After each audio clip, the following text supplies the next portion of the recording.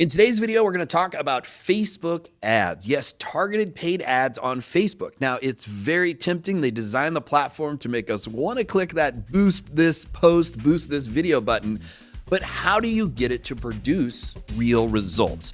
Matt Falcon and Anne-Marie Faraday of Refined Marketing join us here in studio. We're going to give you all the ins and outs, the secrets you need to know, and the mistakes you want to avoid when it comes to Facebook paid ads.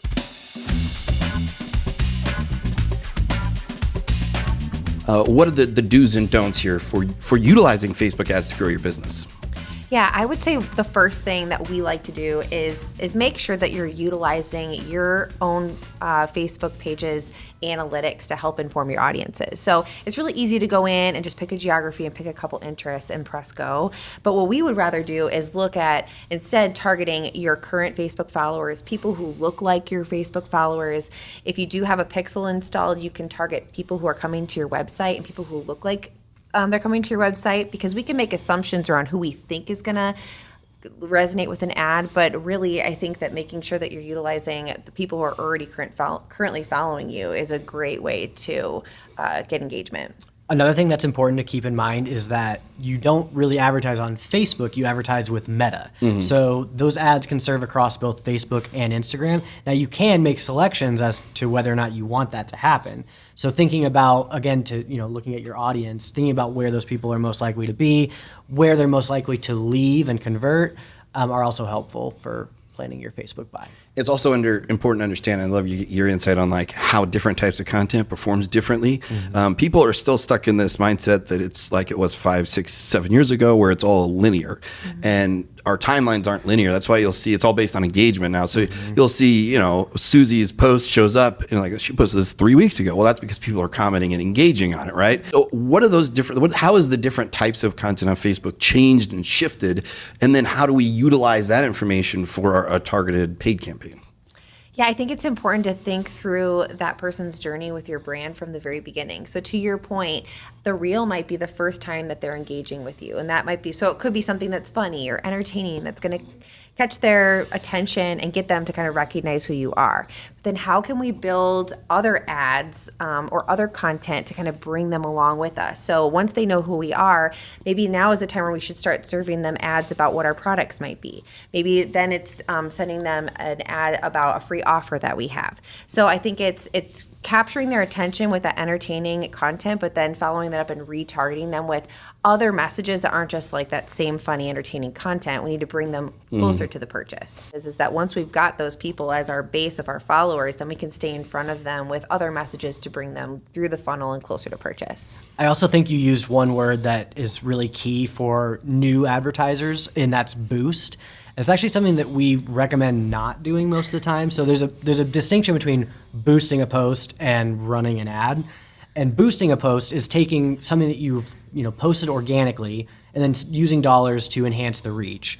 However, the problem with that is that from a content perspective, that was something that was geared towards people who are already familiar with your brand, have chosen to follow you, and expect certain things from you as a poster. When you're introducing yourself to a new audience, a new message can be really helpful. And so that's something that can only be done with a unique ad campaign rather than boosting an existing post. Let's say you're putting together a Facebook ad, and I guess this also applies to Instagram as well, because we're talking about Meta, as you pointed out. Should we be doing video, GIF, just still images? I think you're allowed up to 5 or 6 images if you want to go that route. What performs better? Is there one of those options that performs better for paid ads? Video performs better. Video. Yep. Good. And you can go to twobrotherscreative.com to get all your videos. Well, what's also really cool is we love the dynamic ads that Facebook allows you to do. So it allows you to upload 10 different creatives, 10 different headlines, 10 different copy. There's a rule, I think it's called like the 6-3-3 rule, where you do like 6 of image versions, 3 different headlines, 3 different copy. And then Facebook will kind of mix and match and pair them together based upon what's performing the best. So we always utilize those campaigns and recommend having several versions of your creative so that the algorithm can really optimize towards what's working most. Any mistakes, the most common mistakes to avoid, or that you see people make to avoid, and kind of, or even just kind of helpful tips when it comes to advertising on Meta with Instagram and Facebook? Messenger, I guess, is part of that that trifecta too. Is Messenger something people should get into, stay away from? What are some of those common mistakes and tips you have? I would say, first thing, back to what Matt just mentioned, is the difference between a boost and a campaign. So you can boost a post from your Meta Business Suite, which is a really easy way for a beginner to do that. But what we would recommend is actually opening a business account and an ad account and running those campaigns through your ad manager, because that's going to give you access to way more targeting options. As I mentioned, those first party audiences, you can build lookalikes, you can build retargeting audiences. That's where you're going to get more bang for your buck instead of just picking a 50-mile radius of Omaha and people who like horses. You know what I mean? Like, we want to dive in a little bit closer into who your audience is. And that would be, I would say, my biggest recommendation for somebody who's going to start a campaign. Yeah, I would also say having the correct creative assets. So, to run story ads is a different size image than your news feed.